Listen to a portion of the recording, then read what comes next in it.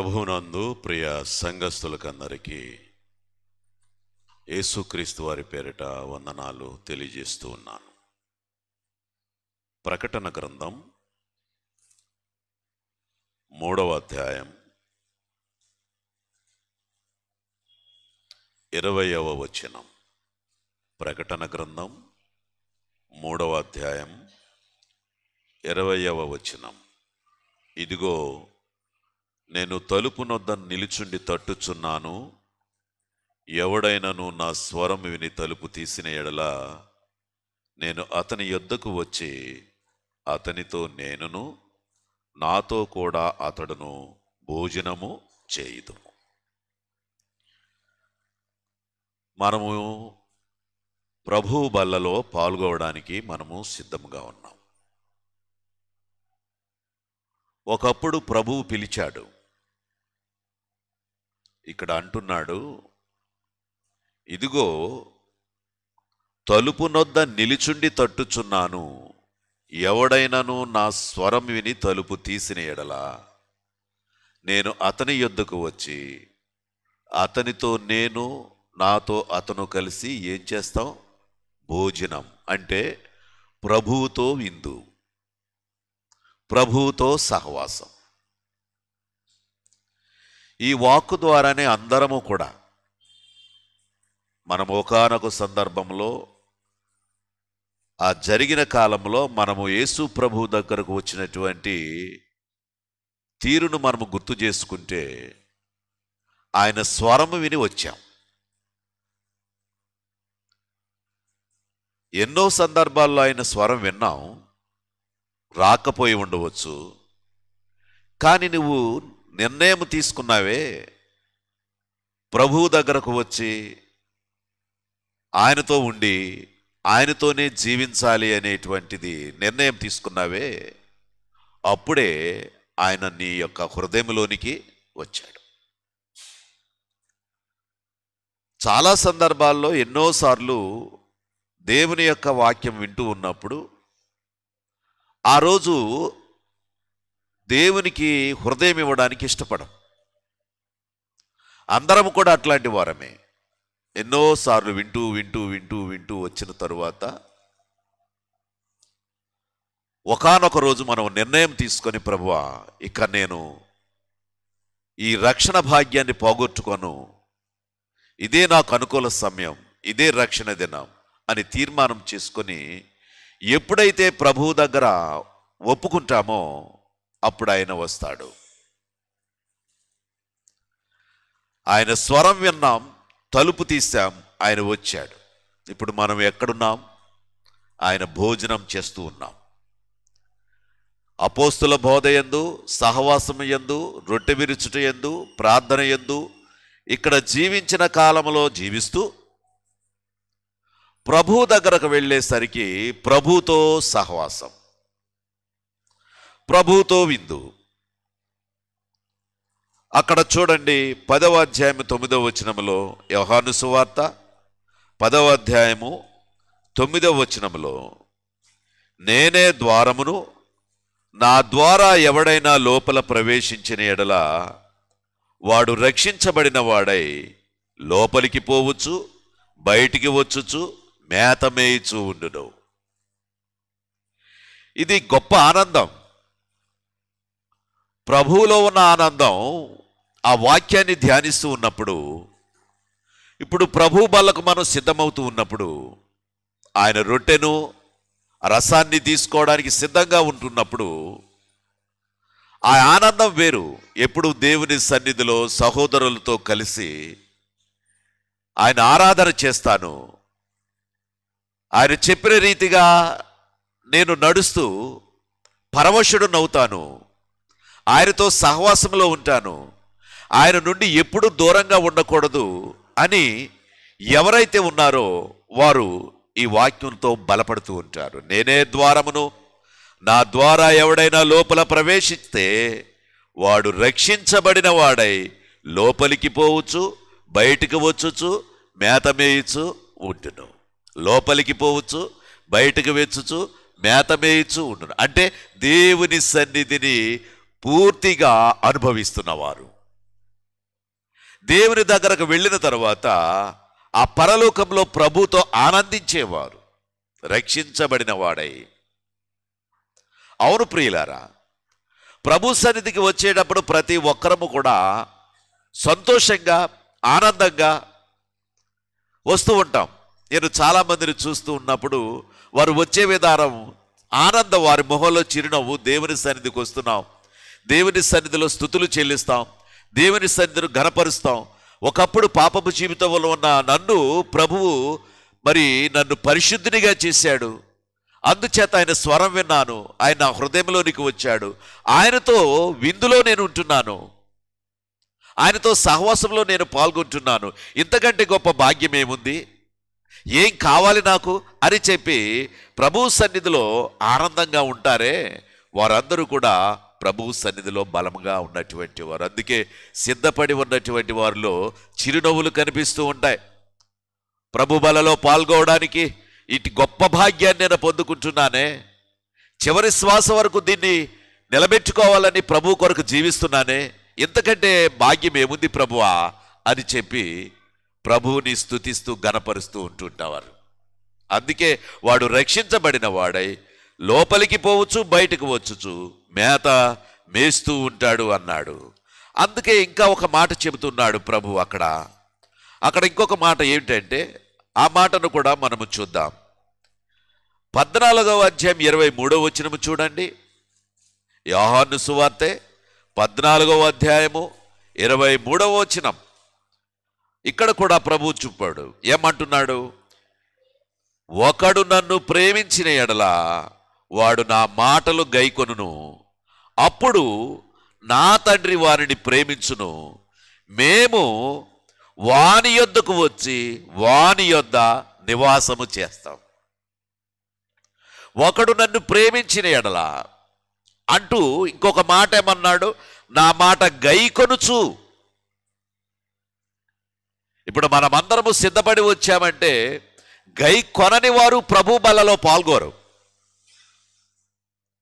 గై కొనేవారే ప్రభు బలలో పాల్గొంటారు.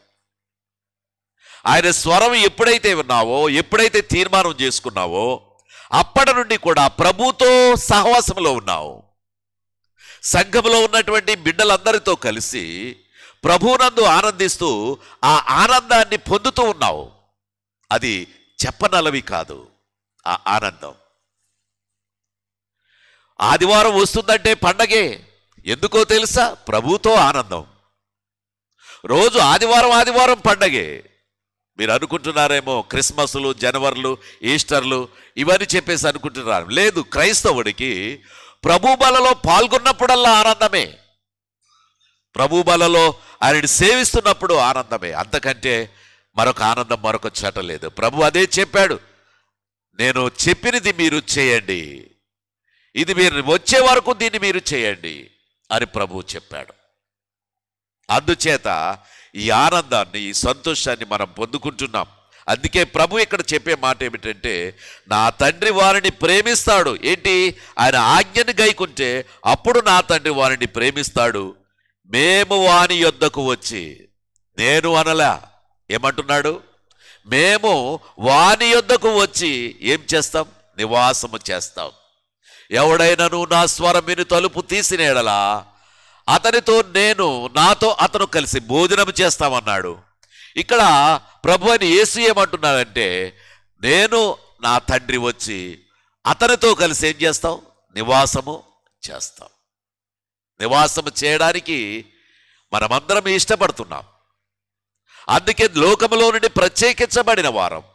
లోకములో మనం ఉన్నాము కానీ లోకములో ఉన్నవారిని మన వైపు మరల్చే వారంగా మనం ఉంటాము కానీ మనము లోకములోకి వెళ్ళే వారముగా ఉండకూడదు. ఎట్టి పరిస్థితుల్లోనూ మనము లోకం వైపు చూడకూడదు. మనము లోకాన్ని ఆకర్షించుకోవాలి. మీరు ప్రభువును నమ్ముకున్నారు, ప్రభువుని బట్టి వారు బ్రతుకుతున్నారు, వారు దేవుని యందు వారు నిలిచి ఉన్నారు, వారు దేవుని యందు ఆయన నిలిచి ఉన్నాడు.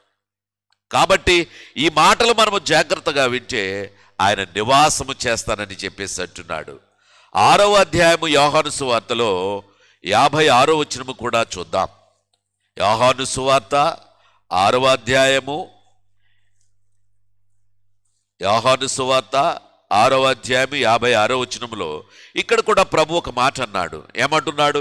నా శరీరము తిని నా రక్తము త్రాగువాడు నా యందును నేను వాని యందును నిలిచి ఉంటాం.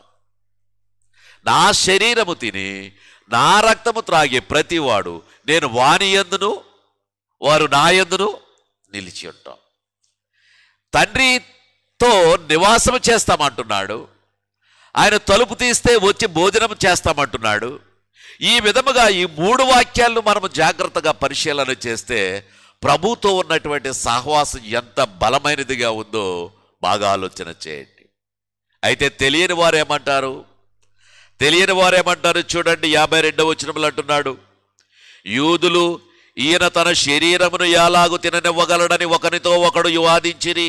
కావున యేసు ఇట్లనెను, మీరు మనుష్య కుమారుని శరీరము తిని ఆయన రక్తము త్రాగితేనే గాని మీలో మీరు జీవము గలవారు కారు. నా శరీరము తిని నా రక్తము త్రాగువాడే నిత్య జీవము గలవాడు. అంత్యదినమున నేను వారిని లేపుదును అంటూ ఇంకా ఏమంటున్నాడు? నా శరీరము నిజమైన ఆహారమును నా రక్తము నిజమైన పానమునై ఉన్నది. అర్థమవుతున్నాయా మాటలు? దేవుని మాటలు అర్థమవుతున్నాయా? ప్రభు మనసు అర్థమవుతుందా? ప్రభు చెప్పే మాటలు అర్థమవుతున్నాయా? ప్రభు బలలో పాల్గొంటున్నాం. దానిని బట్టి పౌలు గారు మరింత టైట్ చేస్తూ చాలా బాగా మాట్లాడాడు. కొరింథీయులకు రాసినటువంటి మొదటి పత్రిక 11వ అధ్యాయంలో, నేను క్రీస్తును పోలిన నడుచుకున్న ప్రకారము మీరును నన్ను పోలి నడుచుకోనండి అని చెబుతూ, మీరు ఎవరూ కూడా అయోగ్యముగా దీన్ని తీసుకోకరకండి. మీరు కక్షలు ఉంటే, కలహాలు ఉంటే మీరు దీని జోలికి రాకండి. ఏదైనా సరే ప్రభు చెప్పినది కూడా ఏమిటంటే, నీ అర్పణమును అర్పిస్తూ ఉన్నప్పుడు, నీవు అర్పణాన్ని అర్పిస్తూ ఉన్నప్పుడు నీ సహోదరునితో ఏమైనా కలహం ఉందని నీకు గుర్తొస్తే అర్పణాన్ని అక్కడ విడిచిపెట్టి నువ్వంతటిగా పరిగెత్తుకుని వెళ్ళి నీ సహోదరునితో సమాధాన పడి వచ్చి అప్పుడు అర్పణని అర్పించు. అంటే దీని అర్థం ఏమిటి? ప్రభు వలలో పాల్గొనే ప్రతి వారు కూడా చాలా సిన్సియర్గా ఉండాలి. ప్రభువుకి మహిమార్థంగా ఉండాలి. ప్రభు కొరకు జీవిస్తున్నాము అనే విధముగా మనం అక్కడ ఉండనట్లయితే ప్రభువుకు మహిమకరముగా ఉంటుంది. అంతేగాని మీరు అయోగ్యముగా దీన్ని తీసుకుంటూ ప్రభుకి గాయము రేపేవారుగా ఉండకూడదు. ప్రభు దినదినము మనల్ని చూసి సంతోషించేవాడుగా ఉండాలి, ఆనందించేవాడుగా ఉండాలి. ఆయన దగ్గర ఉండి బయటికి వెళ్ళచ్చు, లోపలికి పోవచ్చు, ఆయన దగ్గర మేత మేస్తూ ఉండేటటువంటి వారుగా ఉండాలి. సంఘములో ఆయన బలలో పాల్గొంటూ సహోదరులతో అందరితో కలిసి ఆ ఉన్నటువంటి ఆనందం సువార్తల్లో ప్రకటించేటప్పుడు, కార్యక్రమాలు, దైనందిన జీవితంలో మరి జరిగేటటువంటి ఆ యొక్క నియమ కూడికలు జరుగుతూ ఉన్నప్పుడు అన్నిటిలో కూడా ప్రభువుని చూపించి ఆ యొక్క ఆనందాన్ని పొందుకునేటటువంటి వారుగా ఉండాలి. అప్పుడే ఆయనతో మమేకమై మనము జీవిస్తాం. ఆయనతో మమేకమై మనం బ్రతుకుతూ ఉంటాం. ఆయన జీవగ్రంథంలో మన పేరుంటుంది. మనం ప్రభు దగ్గరకు వెళ్ళి ప్రభుతో ఆనందించేటటువంటి ఆ దినం మనం చూస్తాం. కాబట్టి ఆ దినం ప్రకారముగా మనం అన్ని చూస్తూ ఉన్నప్పుడు ఈ 10వ అధ్యాయంలో కూడా యోహాను సువార్తలో అనేక విషయాలు ఆయన మాట్లాడారు. అనేక విషయాలు. 7వ వచనంలో చూడండి, యేసు మరలా వారితో ఇట్లనెను, గొర్రెలో పోవు ద్వారమును నేనే. నాకు ముందు వచ్చిన వారందరూ దొంగలను దోచుకుని వారునై ఉన్నారు. గొర్రెలు వారి స్వరము వినలేదు. నేనే ద్వారమును, నా ద్వారా ఎవడైనా లోపల ప్రవేశించిన యెడల వాడు రక్షించబడిన వాడై లోపలికి పోవచ్చు, బయటికి వచ్చుచు మేత మేయిచు ఉండును. ఎవరి స్వరం వినలేదు? మనం దొంగ స్వరం వినలేదు. సత్యము విన్నాం. సత్యవాక్యమే దేవుని యొక్క నిజమైనటువంటి స్వరం. దేవుని యొక్క నిజమైన స్వరం సత్యవాక్యమే. యేసు ప్రభువు చెప్పినదై ఉండాలి, అపోస్తలులు చేసినదై ఉండాలి, పత్రికలతో వ్రాయబడినదై ఉండాలి. ఇదే సత్యం. వీటి ప్రకారముగా వీటి అనుసరించి మనం నడుస్తూ ప్రభుని స్తుతిస్తూ ఆరాధిస్తూ మనము దేవునిలో ఉన్నవారము, బలముగా ఎదుగుతున్నవారము, ప్రభు దగ్గరకు వెళ్ళడానికి సిద్ధపడి సంఘములో బలముగా ప్రభు కొరకు జీవించేవారు. అటు రీతిగా మనము సిద్ధపడి ప్రభు కొరకు జీవించి ప్రభు కొరకు మరణిద్దాం. అట్టి కృప దేవుడి మీ అందరికీ అనుగ్రహించునుగాక. ఆమేన్.